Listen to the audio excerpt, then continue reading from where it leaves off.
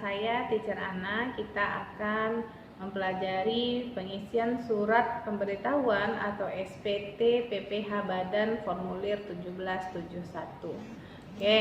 Nah, sebelum kita melakukan pengisian SPT 1771 atau SPT tahunan PPH Badan, maka perlu diarsipkan beberapa file atau arsip dokumen untuk menunjang kelancaran dalam pengisian SPT. Nah, selain itu juga harus memperhatikan hal-hal dalam pengisian SPT tahunan PPH Badan 1771. Nah, adapun hal-hal yang harus diperhatikan dalam pengisian SPT tahunan PPH 1771, yang pertama wajib pajak harus melakukan pencocokan atas pembelian biaya usaha. Dan yang kedua, wajib pajak harus melakukan pencocokan atas peredaran usaha dan penghasilan luar usaha. Yang ketiga, wajib pajak harus melakukan pencocokan atas dokumen neraca. Dan yang terakhir adalah wajib pajak harus melakukan pencocokan atas persediaan awal dengan persediaan akhir pada SPT tahunan PPH Badan tahun bersangkutan dengan tahun sebelumnya. Nah, sekarang teacher mau tampilkan induk SPT. Nah, kira-kira seperti ini bentuk induk SPT formulir 1771. Oke.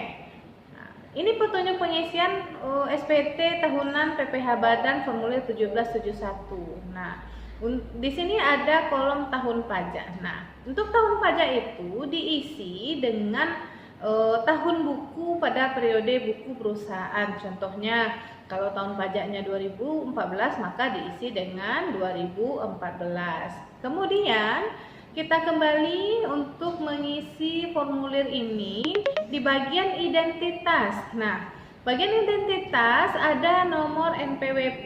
Nah, diisi dengan nomor NPWP yang tercantum dalam kartu NPWP. Nah, berikutnya Anda semuanya bisa melihat ini contoh dari kartu NPWP. Nah, yang mana yang nomor NPWP coba bisa dilihat 66.422 sekian-sekian. Nah, itu yang disebut dengan nomor NPWP. Selanjutnya, nama wajib pajak diisi dengan nama yang tercantum dalam kartu NPWP. Kemudian jenis usaha diisi dengan jenis usaha yang dilakukan apabila jenis kegiatan usaha lebih dari satu, maka yang dipilih adalah jenis usaha yang utama atau yang inti. Clue atau klasifikasi itu adalah klasifikasi usaha. Ini dapat dilihat dari keputusan Dirjen Pajak nomor 321/PJ/2012 tentang klasifikasi jenis lapangan usaha wajib pajak. Nah, nomor telepon diisi juga dengan nomor telepon wajib pajak, nomor fax diisi dengan nomor fax wajib pajak. Sementara untuk periode pembukuannya diisi dengan periode pembukuan perusahaan. Contoh, dari Januari sampai Desember itu diisi dengan 0114 dan 1214. Kemudian untuk negara domisili diisi dengan negara domisili tempat si wajib pajak itu bertempat tinggal atau melakukan kegiatan usahanya. Kita lanjut untuk pembukuan atau laporan keuangan. Ini diisi dengan tanda silang. Nah, jika dia diaudit, isilah opini akuntan dalam kotak yang tersedia dengan kode opini akuntan tersebut.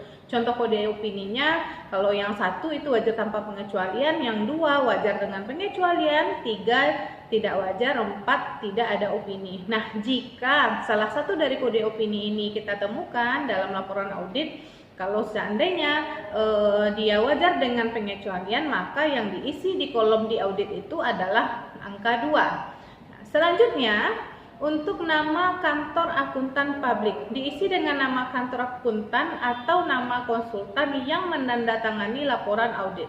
Sementara untuk NPWP kantor akuntan publik ini diisi dengan nomor NPWP akuntan publik apabila laporan keuangan perusahaan diaudit oleh akuntan publik.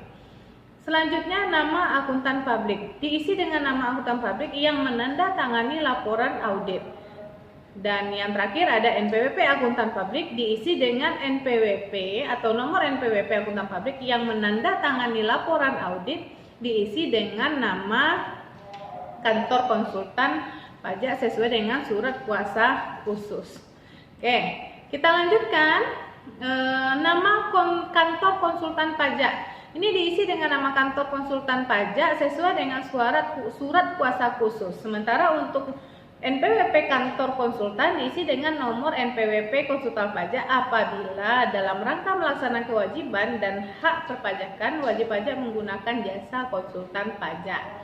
Nah, untuk nama konsultan pajak diisi dengan nama konsultan pajak sesuai dengan surat kuasanya. Nah, yang terakhir, NPWP konsultan pajak diisi dengan NPWP sesuai dengan surat kuasa khusus. Nah, itu untuk pengisian formulir sampai dengan kolom identitas saja baru. Next, pada pertemuan selanjutnya kita akan bahas lagi bagaimana melanjutkan pengisian induk SPT ini. Pada kesempatan kali ini, Teacher akhiri. Assalamualaikum warahmatullahi wabarakatuh.